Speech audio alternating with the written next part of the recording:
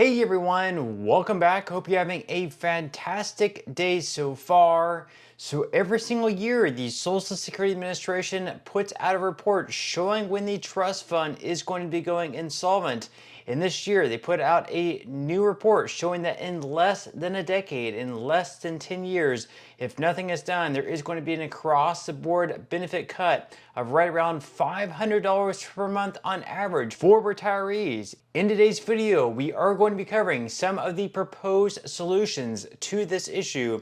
But before we go ahead and dive into it for today, if you would like to save up to $1,100 on your Medicare plan, then you might want to consider giving Chapter a call with the number up there on the screen and also in a pinned comment below. I will be leaving a website you can visit as well. You see, whenever my dad first became eligible for Medicare, he had a lot of questions, like for example, once he starts Medicare, would he be able to keep his preferred doctor that he's been going to all these years with his previous health insurance?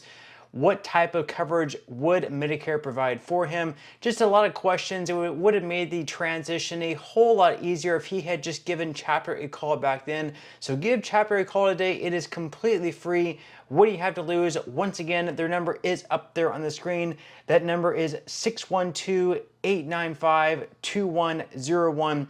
What do you have to lose? And thank you once again, Chapter, for sponsoring this video. So we're going to go ahead and dive into it for today. So once again, just recently, the Social Security Administration put out a new report showing that if nothing is done, if Congress does not act on Social Security, unfortunately, the trust fund is going to be going insolvent in less than 10 years. And once it does go insolvent, on average, retirees are going to lose right around $500, not $500 per year, but $500 per month over the course of a year. That is going to be a $6,000 reduction on average. So today we asked Perplexity, which is sort of like ChatGPT, it's an artificial intelligence.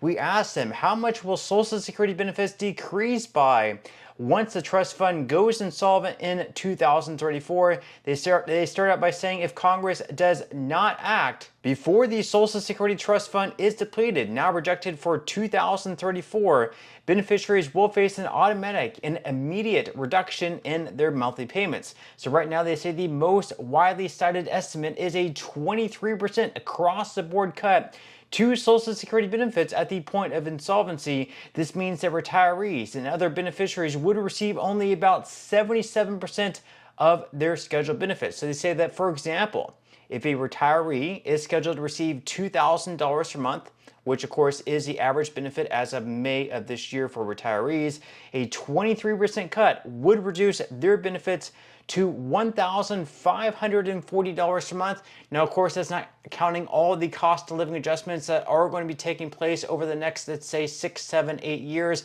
And by that point, of course, the decrease is going to be even more than that. It is going to be right around $500 per month.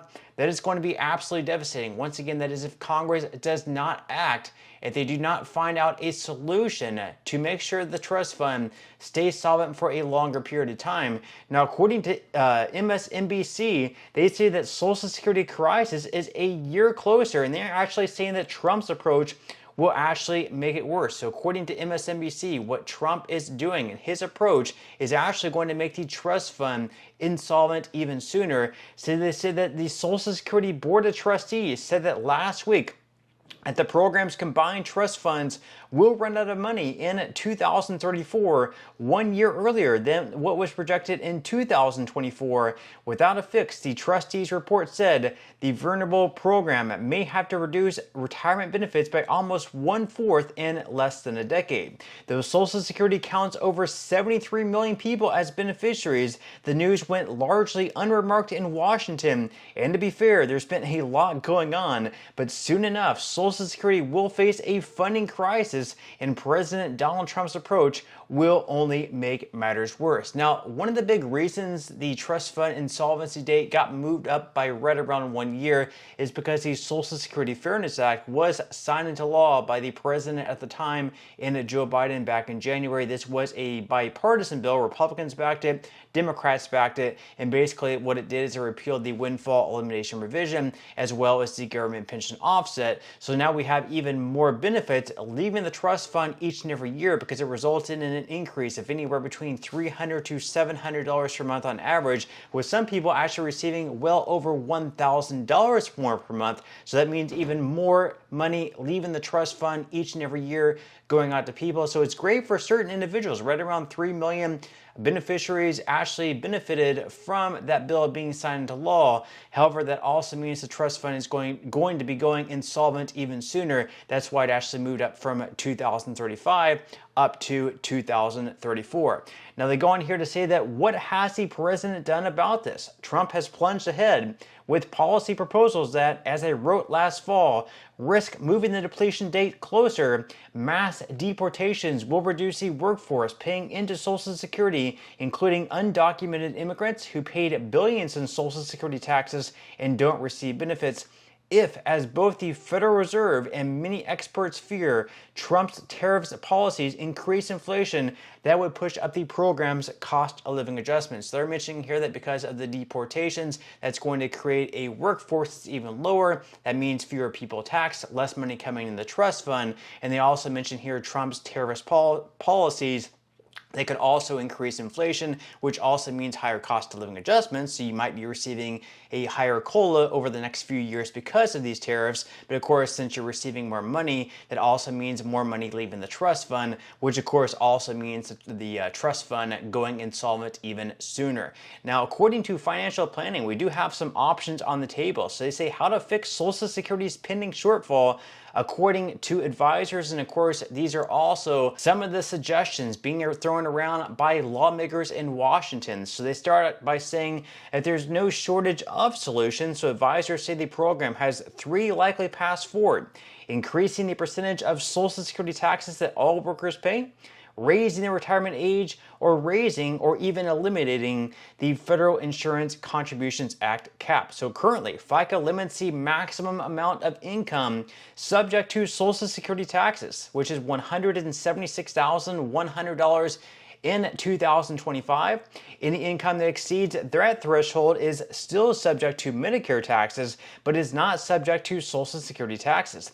Advisors like Burke Sistock, a financial advisor at Monaco Advisors in Fairfield, Connecticut, think that the cap might change as the agency looks to address its funding challenges. So someone who earns basically $176,100 per year is going to be paying the exact same amount of taxes into the trust fund as someone who makes millions of dollars per year. Think like Taylor Swift, think like Patrick Mahomes, think like Aaron Judge, a celebrity, a pro athlete. Someone who makes a lot of money is going to be paying the exact same amount of taxes into the Social Security Trust Fund as someone who earns $176,100. A lot of lawmakers in Washington and a lot of people in general are saying we should lift that cap and make it so all of your income should be taxed into the FICA tax into the Social Security Trust Fund. Leave your thoughts and comments below on that. Now, they also go on here to say that if the agency isn't able to increase income through a change in Social Security payroll taxes, it will have to reduce the scale of payments going out. Advisors say the agency could achieve that in a couple of ways, including raising of the full retirement age, and they're actually suggesting that we raise the full retirement age from where it is now at 67 up to perhaps 70. Or making it so 70 is actually the earliest possible age you can receive Social Security and not even having the minimum age of 62. Leave your thoughts and comments below on that. And then finally, they also mention here that researchers at the American Enterprise Institute, a right-leaning think tank in Washington, have proposed a similar solution to addressing the program's funding shortfalls. Now, their plan would cap benefits to ensure that full scheduled payments for about half of retirees, while progressively reducing benefits for the higher income half.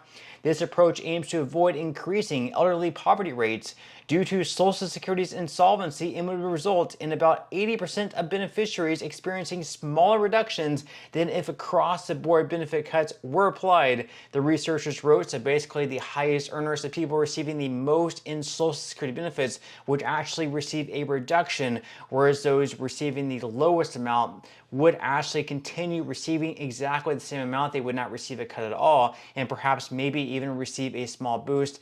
Leave your thoughts and comments below on that as well. But that's all we have for today's video. I certainly hope that you enjoyed and found value out of it, and I will see you in the next one.